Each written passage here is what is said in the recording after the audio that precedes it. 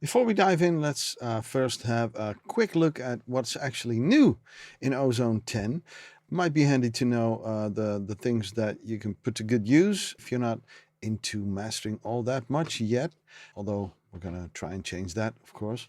Like I said, there are 17 modules, no less, of which the newest are the stabilizer, which is kind of a automated equalizer, the impact module, which is sort of a automated compressor slash expander module that you can use to quickly add or take out a bit of the compression sound, hence the name impact.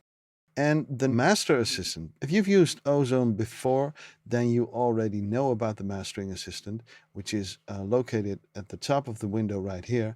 And it'll actually ask you to play some audio through the plugin.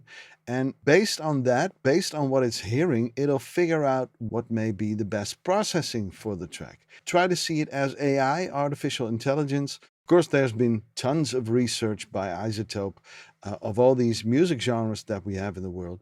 And after I've played some music through the mastering assistant, I'm still able to tweak a couple things here and there to actually make it match my track. It says, for the best result, play the loudest portion of your track. Now, the loudest portion of my track is not that loud. It's a track of mine that I deliberately mixed down pretty bad. That's a good excuse for a bad producer. I actually took off all the processing from the stereo output, so there's no compression, there's no EQ, no saturation, nothing going on the master. And you'll hear the results of that pretty fast, because that ended up in quite a lifeless, flat, soft sounding track. But we're going to fix all that in Ozone 10. Let me first play some of the tracks so the mastering assistant can do its job for us, and we'll see what it comes up with. Here we go.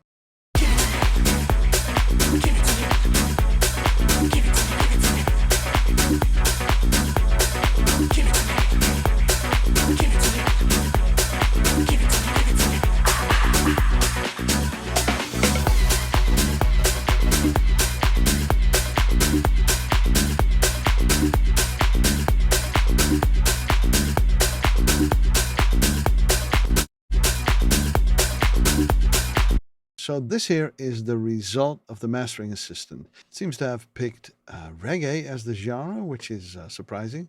Let's put that back to EDM, which is probably closest to what I'm doing here. This is house music, not per se EDM, but you know, it's related. And the mastering assistant gives you shortcuts, or actually scaling faders, to a couple of the important modules that it added in this mastering chain. You'll see an equalizer, a stabilizer, the impact module, which is the compressor.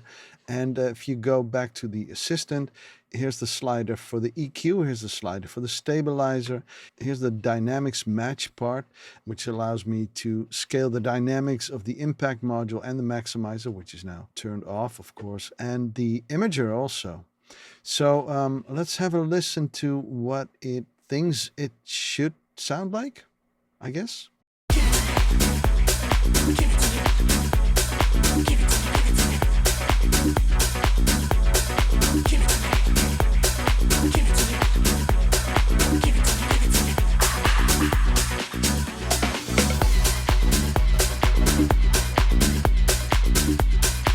And the end result is quite a flat curve, which is nice.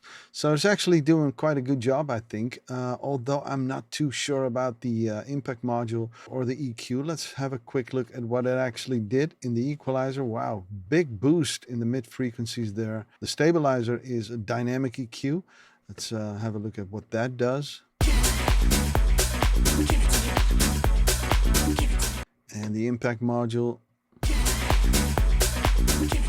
Nice to have these visual aids for compression and EQ. The imager, well, that's pretty clear. And there's another dynamic EQ at the end that seems to be taming a couple resonances. And I think I can agree there, because 3K and 1K can always be a problem in mixing.